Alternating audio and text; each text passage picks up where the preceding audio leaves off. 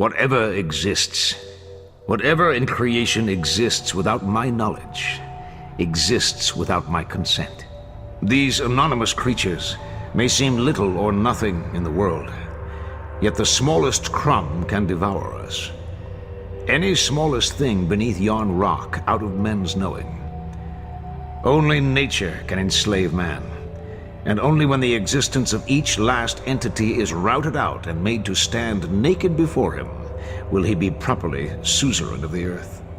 A keeper or overlord. A suzerain rules even where there are other rulers. His authority countermands local judgments. This is my claim, and yet everywhere upon it are pockets of autonomous life. Autonomous. In order for it to be mine, nothing must be permitted to occur upon it save by my dispensation. The man who believes that the secrets of the world are forever hidden lives in mystery and fear. Superstition will drag him down. The rain will erode the deeds of his life. But that man who sets himself the task of singling out the thread of order from the tapestry will, by the decision alone, have taken charge of the world. And it is only by such taking charge that he will effect a way to dictate the terms of his own fate. The freedom of birds is an insult to me. I'd have them all in zoos. What right man would have it any other way? It makes no difference what men think of war. War endures. As well ask men what they think of stone. War was always here. Before man was, war waited for him.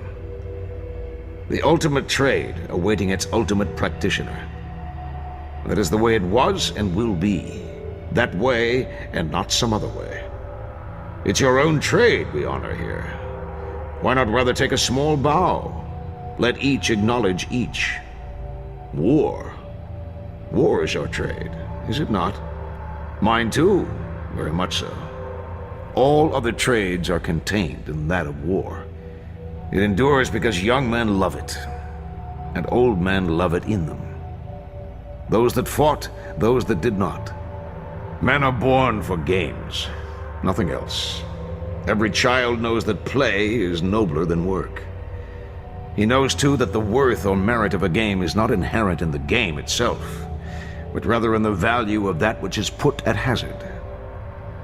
Games of chance require a wager to have meaning at all. Games of sport involve the skill and strength of the opponents, and the humiliation of defeat and the pride of victory are in themselves sufficient stake, because they inhere in the worth of the principles and define them. But trial of chance or trial of worth, all games aspire to the condition of war. For here, that which is wagered swallows up game, player, all. Suppose two men at cards with nothing to wager save their lives. Who has not heard such a tale? A turn of the card. The whole universe for such a player has labored clanking to this moment, which will tell if he is to die at that man's hand or that man at his. What more certain validation of a man's worth could there be? This enhancement of the game to its ultimate state admits no argument concerning the notion of fate. The selection of one man over another is a preference absolute and irrevocable. And it is a dull man indeed who could reckon so profound a decision without agency or significance, either one. In such games as have for their stake the annihilation of the defeated, the decisions are quite clear. This man, holding this particular arrangement of cards in his hand, is thereby removed from existence. This is the nature of war, whose stake is at once the game and the authority and the justification. Seen so, war is the truest form of divination. It is the testing of one's will and the will of another within that larger will, which because it binds them is therefore forced to select.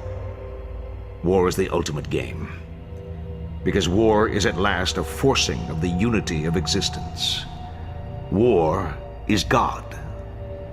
Moral law is an invention of mankind for the disenfranchisement of the powerful in favor of the weak. Historical law subverts it at every turn, A moral view can never be proven right or wrong by any ultimate test.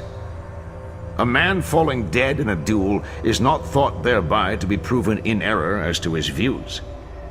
His very involvement in such a trial gives evidence of a new and broader view. The willingness of the principals to forego further argument as the triviality which it in fact is, and to petition directly the chambers of the historical absolute, clearly indicates of how little moment are the opinions, and of what great moment the divergences thereof. For the argument is indeed trivial, but not so the separate wills thereby made manifest. Man's vanity may well approach the infinite in capacity, but his knowledge remains imperfect, and however much he comes to value his judgments, ultimately he must submit them before a higher court. Here, there can be no special pleading.